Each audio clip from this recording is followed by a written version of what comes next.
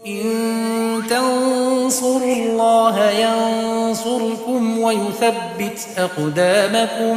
بسم الله الرحمن الرحيم.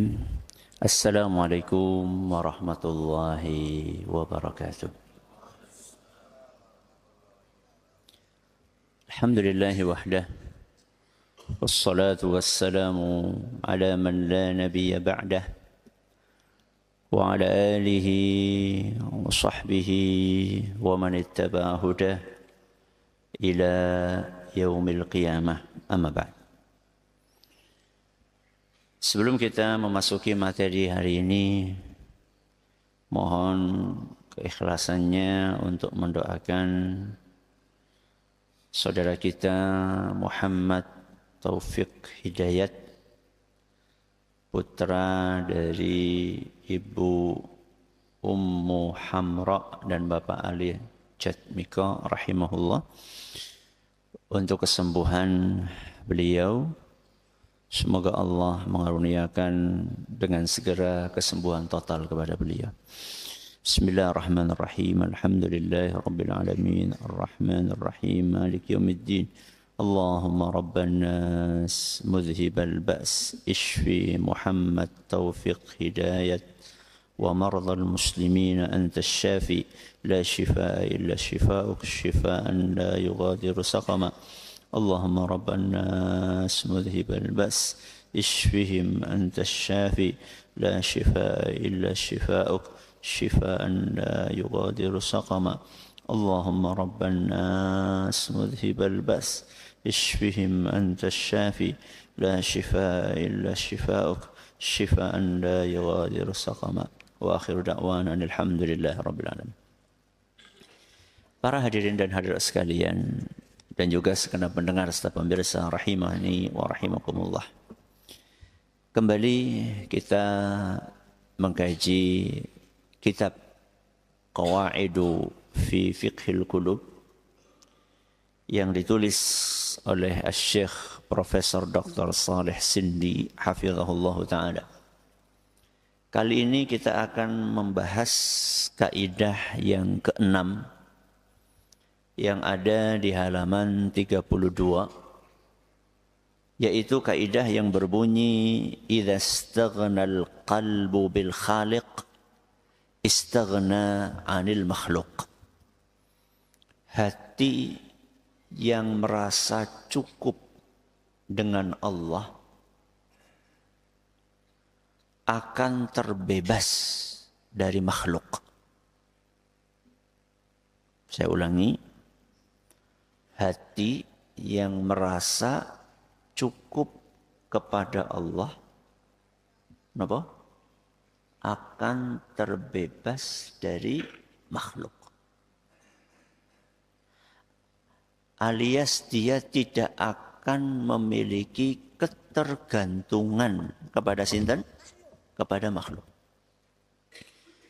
Satu hal yang harus kita pahami sebelum kita mengkaji makna dari kaidah ini, bahwa manusia saat diciptakan oleh Allah Azza wa Jalla dan terlahir ke muka bumi, manusia itu terlahir dalam keadaan butuh. Kenapa? Butuh. Tidak ada manusia yang tidak punya kebutuhan. Semua lahir dalam keadaan apa? Butuh. Dan secara umum, kebutuhan dasar manusia itu ada dua. Kebutuhan dasar manusia ada pinten? Dua. Yang pertama, mendapatkan manfaat. Apa? Mendapatkan manfaat. Yang kedua, menolak bahaya. Apa yang kedua? Menolak bahaya. Siapapun manusia, laki-laki, perempuan, pejabat, rakyat, orang tua, anak kecil, semuanya pasti punya kebutuhan dasar dua. Apa yang pertama? mendapatkan manfaat. Yang kedua, menolak bahaya. Yang pertama mendapatkan manfaat. Contohnya, makan. Apalagi? Minum. Apalagi? Bernafas. Apalagi? Kesehatan. Sembuh dari penyakit. Hajatnya terpenuhi. Jadi manusia itu pasti punya kebutuhan. Yang pertama, kebutuhan untuk mendapatkan apa? Manfaat. Kata manfaat ini cakupannya sangat apa? Luas. Yang kedua, kebutuhan untuk apa? Menolak bahaya. Untuk menolak keburukan. Contohnya, jenengan makan untuk apa? Menolak lapar. Minum untuk menghilangkan haus. Berobat biar penyakitnya hilang. Jadi masing-masing dari kita itu dalam hidup pasti punya dua kebutuhan ini. Apa yang pertama? Mendapatkan manfaat. Yang kedua, menolak bahaya. Karena itulah semua manusia itu pasti punya keinginan. Punya apa? Keinginan. Dan semua manusia pasti punya kebutuhan. Manusia pasti punya tujuan. Selama keinginannya dan tujuannya belum tercapai, maka hatinya belum tenang. Selama apa? Keinginan dan tujuannya belum tercapai, hatinya tidak akan tenang. Jangan lapar, belum ketemu makanan. Pripun? Gelisah.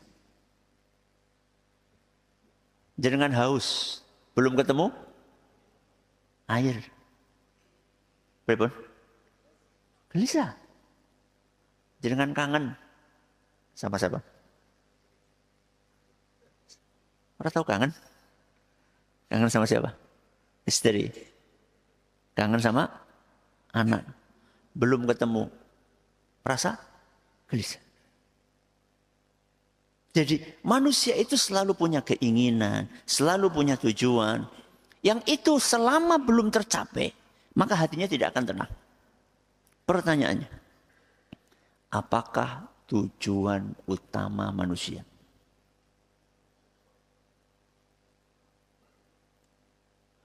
Biar gampang, apa tujuan diciptakannya manusia? Manusia punya sekian banyak tujuan. Akan tetapi tujuan utama manusia adalah beribadah kepada Allah. Dan ketergantungan hati kepada Allah. Apa tujuan utama manusia? Beribadah kepada Allah dan ketergantungan hati kepada Allah. Apa dalilnya bahwa itu tujuan utama kita? Ayat yang sering kita dengar. Surat Az-Zariyat ayat 56. Apa kata Allah? Wa ma khalaqtul jinna wal insa illa liya'budun. Aku menciptakan jin dan manusia hanya untuk satu tujuan.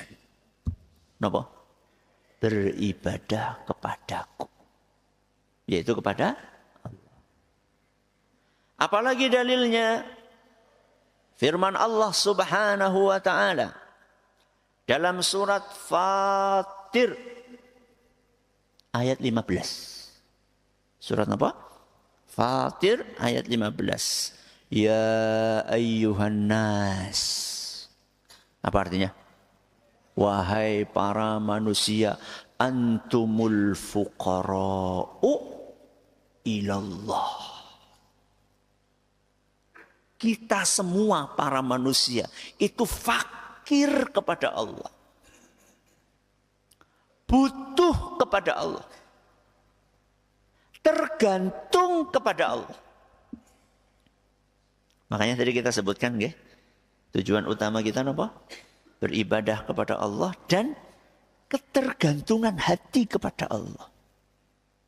Maka selama manusia belum mencapai tujuan utama tersebut. Apa tujuan utamanya? Beribadah dan ketergantungan hati. Selama manusia belum mencapai tujuan tersebut. Dan yang lebih parah, tidak mengejar tujuan tersebut. Maka hidupnya pasti hampa. Hatinya pasti tidak tenang.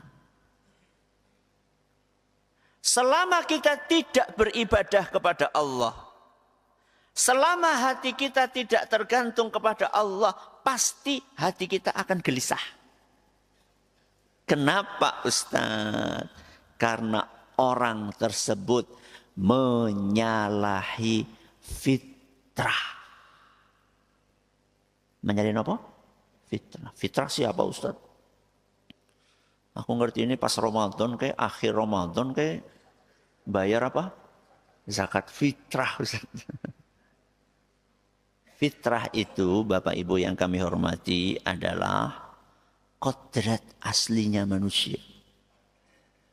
Kenapa? Kodrat aslinya manusia. Fitrah itu adalah desain hidup yang digariskan oleh Allah.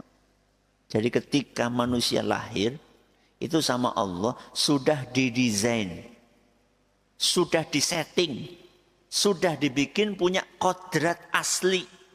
Itu namanya apa? Fitrah. Ketika fitrah itu diabaikan, berarti dia menyalahi kodrat.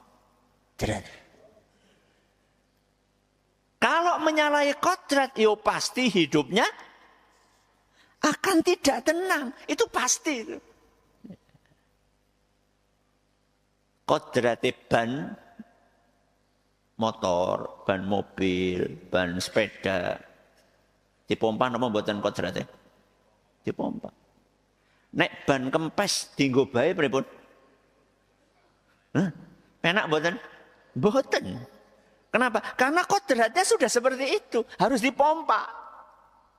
Ya. Jadi kita itu sama Allah diciptakan punya kodrat. Nah, kodrat ini harus kita penuhi. Kodratnya manusia itu diciptakan oleh Allah beribadah kepada Allah. Dan bergantung hanya kepada sinten? Kepada Allah. Lah Ustaz, supaya kita punya hati yang seperti itu caranya gimana? Hati yang selalu apa? Bergantung kepada Allah. Hati yang selalu ingat kepada sinten?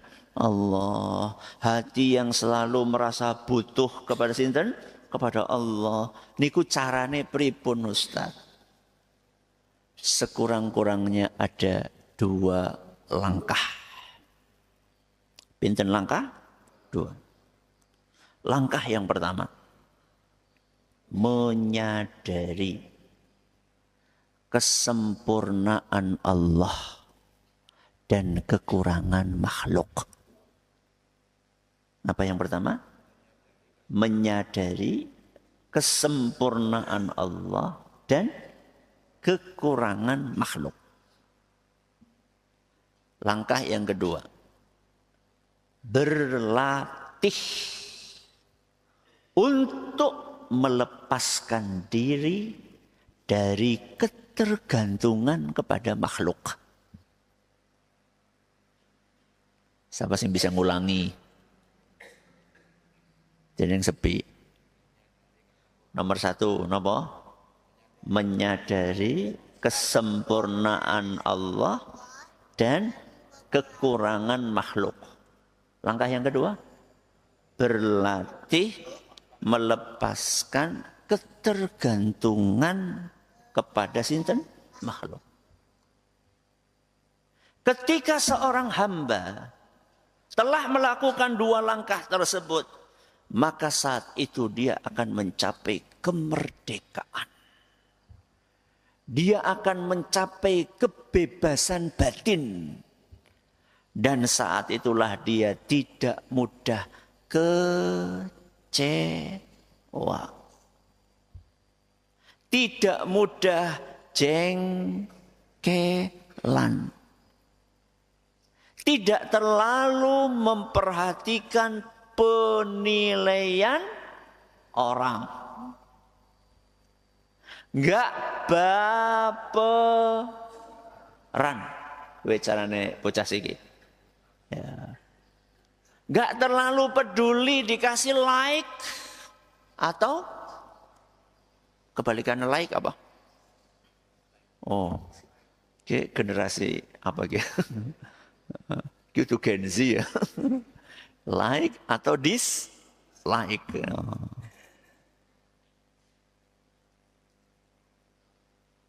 Ketika orang sudah melakukan 2 langkah ini, maka dia akan merdeka.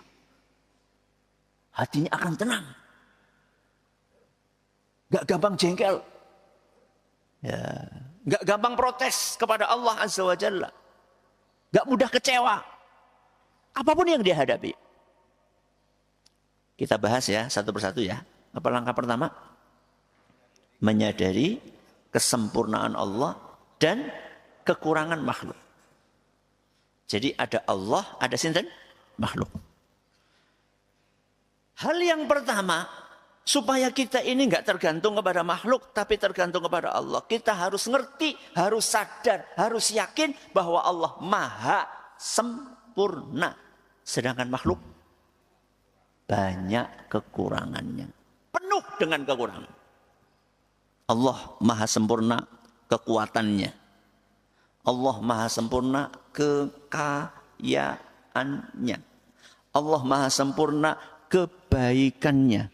Allah maha sempurna kasih sayangnya. Allah maha sempurna kedermawanannya. Allah maha sempurna dari segala sisinya. Itu harus kita yakin. Setelah kita menyadari kesempurnaan Allah, maka kita bandingkan itu dengan apa? Kekurangan makhluk. Kalau Allah maha kaya, makhluk miskin. Kalau Allah maha kuat, makhluk lemah. Kalau Allah maha dermawan, makhluk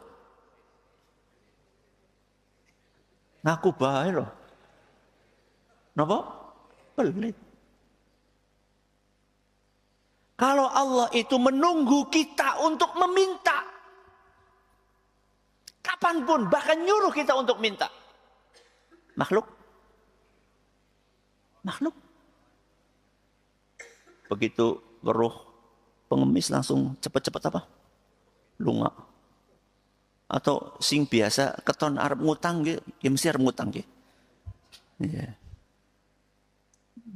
Kita bilang sama anak kita, "Le, kasih tahu ya, Bapak lagi pergi." Makhluk itu sukanya menghindar. Kalau Allah meminta kita untuk berdoa. Ketika kita membandingkan antara kesempurnaan Allah dengan apa? Kekurangan makhluk. Opo ya pantas bergantung kepada sinten? Makhluk. Sangat gak logis. Sangat tidak masuk akal. Sangat tidak pantas, sangat tidak layak. Menggantungkan hidup ini kepada yang penuh kekurangan, yang lemah, yang pelit, yang miskin. Kemudian kita tinggalkan Allah yang maha kaya, yang maha dermawan, yang maha baik, yang maha penyayang. Ini langkah yang pertama. Menyadari apa? Kesempurnaan Allah dan kekurangan makhluk. Langkah yang kedua. Apa tadi? Berlatih membebaskan diri, melepaskan diri dari apa? ketergantungan kepada makhluk. Jadi kalau tadi itu mungkin bisa dikatakan teori, ya, maka langkah yang kedua ini apa? Praktek. Jadi setelah kita punya pemahaman, setelah kita punya keyakinan bahwa Allah Maha Sempurna, makhluk penuh dengan kekurangan, maka itu harus diwujudkan dalam kehidupan keseharian kita. Apa wujudnya? Latihan tidak bergantung kepada makhluk. Maksudnya sih pripun Ustaz? Butuh apa-apa njaluke meng Allah. Kuwi contohnya. Punya keperluan apapun, berdoalah, bertawakallah kepada sinten? Allah. Tetap usaha nopo mboten? Ya tetap lah. Butuh duit masa turu bae. Kerja tetap. Tapi ketika kerja itu, ketergantungan hatinya itu bukan kepada nopo? Pekerjaan. Ketergantungan hati itu bukan kepada perusahaan, bukan kepada bos. Karena bosnya bisa mati. Ya. Bosnya bisa berubah pikiran, mute berubah, ujuk-ujuk dipecat. Maka latihan untuk apa-apa Allah. Butuh apa, minta kepada Allah. Ada hajat apa, doa kepada Allah. Latihan. Kenapa? Karena Allah Maha Sempurna. Nah, berarti kita nggak usah minta-minta sama makhluk. Iya, latihan. Karena makhluk penuh dengan kekurangan. Dan itulah nasihat yang disampaikan oleh Rasul SAW kepada para sahabatnya. Anak sekecil Ibnu Abbas. Sekecil apa? Ibnu Abbas. Umur pinten? 7 tahun. Ya, kira-kira 8 tahun. Gitu. Masih kecil. Apa nasihat Nabi SAW kepada beliau? Idza sa'alta fas'alillah. Wa idza sta'anta fasta'in billah. Nak, kalau kamu minta sesuatu, napa? Mintalah kepada Allah. Kalau kamu butuh pertolongan, mohonlah pertolongan itu kepada Allah. Hadis riwayat Ahmad dan kata Imam At-Tirmidzi, hadis ini hasan sahih. Anak kecil. Coba sekarang, kalau anak kita minta sesuatu kepada kita, pripun? Bahak jajan, pripun? Nyah. Bu, sangu nganang ngene bapake. Jadi bapake, lho aku wis suwe mengibune. Akhirnya jadi bal pingpong. Latihan, ayo nak minta sama Allah. Berarti kita nggak kasih dong. Kasih atau tidak? Kasih. Tapi kita ajari anak kita, nak, ayo doa dulu sama Allah. Kamu pengen mainan, kamu pengen jajan, kamu pengen sesuatu, minta sama Allah. Setelah dia berdoa kepada Allah, terus kita kasih. Ini loh nak, Bapak, digerakkan hatinya sama Allah. Sehingga Bapak itu bisa mengeluarkan uang ini dan Bapak berikan kepadamu. Jadi anak itu dilatih ketergantungan hatinya kepada sinten? Kenapa coba? Karena Bapak bisa mati. Ibu bisa mati. Lah kalau anak kita dibiasakan apa-apa mintanya sama orang tua. Begitu bapak dan ibunya mati kepriwe. Yang tidak akan mungkin mati sinten? Allah. Makanya para sahabat Nabi SAW. Para sahabat Nabi SAW. Dalam urusan sekecil apapun. Selama mereka bisa kerjakan sendiri. Mereka akan kerjakan. Thauban. Sinten? Thauban. Thauban itu salah satu pembantu Rasulullah sallallahu alaihi wasallam. Dalam hadis yang diriwayatkan oleh Imam Ahmad dan dinilai sahih oleh Syekh Al-Albani, Nabi SAW pernah bersabda, "Man yatmanu li wahidatan atmanahul jannah." Siapa di antara kalian yang mau berjanji satu hal, aku akan jamin untuknya surga. Siapa yang mau berjanji satu hal? Wah, satu hal. Aku jamin apa? Surga. Maka Thauban langsung berkata, "Ana ya Rasulullah." Napa ana? Saya wahai Rasul. Apa kata Nabi SAW? La tas'alin nasa syai'ah. Jangan minta apapun kepada manusia. Kenapa? Jangan minta apapun kepada manusia. Angel apa gampang? Coba dalam sehari kita minta kepada manusia berapa kali? Bu, wedange. Apa maning? Hah? Ki digawakaken, ki. Jangan minta apapun kepada manusia. Maka Thauban, karena dia sudah angkat apa? Angkat tangan dan dia pengen masuk surga, maka dia penuhi itu. Pernah suatu saat untuk menjaga komitmen tersebut, dia lagi naik onta. Naik apa? Onta kan kadang-kadang butuh apa? Pecut. Ya, pecut siapa? Cambuk. Ya, kadang-kadang mandan. Ontane mandan apa? Apa sih? Hah? Bekut? Bekut siapa sih? Bahasa Indonesia apa? Mandan apa? Orang manut. Pada baik bahasa Jawa. Enggak nurut. Kan butuh dicambuk. Ketika dia lagi naik onta. Onta itu tinggi apa rendah? Tinggi. Orang kayak wedus. Tinggi. Lagi jalan gitu. Enggak sengaja. Cambuknya jatuh. Cemetinya jatuh. Apa yang dilakukan oleh Thauban? Dia berhentikan ontanya. Dia hentikan ontanya. Setelah itu dia suruh ontanya untuk apa? Duduk. Ya. Lalu beliau turun sendiri. Ambil pecutnya. Lalu dia naik lagi. Dan ontanya suruh jalan. Pertanyaannya. Lebih gampang mana?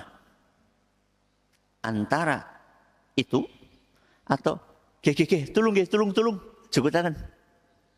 Lebih gampang mana? Tolong. Wong banyak orang lewat kok. Dan itu kecil apa besar? Hal kecil biasalah, ambil. Tapi Thauban menjaga komitmen janjinya kepada Rasulullah SAW. Maka latihan. Kenapa? Latihan. Di masjid. Duduk di sini, Qur'annya di sana. Duduknya di sini, Qur'annya di sana. Mbok ya ora sah. Oke, Mas, tolonglah jukutakan Qur'an. Wong gari apa? Melaku. Latihan. Ya. Air putih ada. Kita lagi duduk, maca apa? Nyekel HP lah. Maca koran itu seorang koran. Maksudnya koran sing kertas itu jarang. Lagi maca HP, dolan HP, ngelak, haus. Dispensernya di sana, paling cuma jalan 5 meter. Istri lagi apa? Goreng kerupuk. Apa sih angele melaku njukut dewek? Biasanya kepriwe? Bu ngelak. Ya Allah. Ibu-ibu seneng nggih. Ngesuk kopi gawe dewek bae ngono. Bu, bikinin kopi amal soleh enggak, Bu? Ini meneng baik. Bu, sepi temen iki pada ngantuk apa? Bikin kopi amal soleh enggak, Bu? Iyalah. Harus peka, enggak usah di nopo? Enggak usah disuruh. Ya. Semoga apa yang kita pelajari bermanfaat buat kita semuanya. Terima kasih atas perhatiannya, atas segala kurangannya. Kita akhiri subhanakallahumma bihamdika asyhadu an la ilaha illa anta astaghfiruka wa atubu ilaik. Assalamualaikum warahmatullahi wabarakatuh.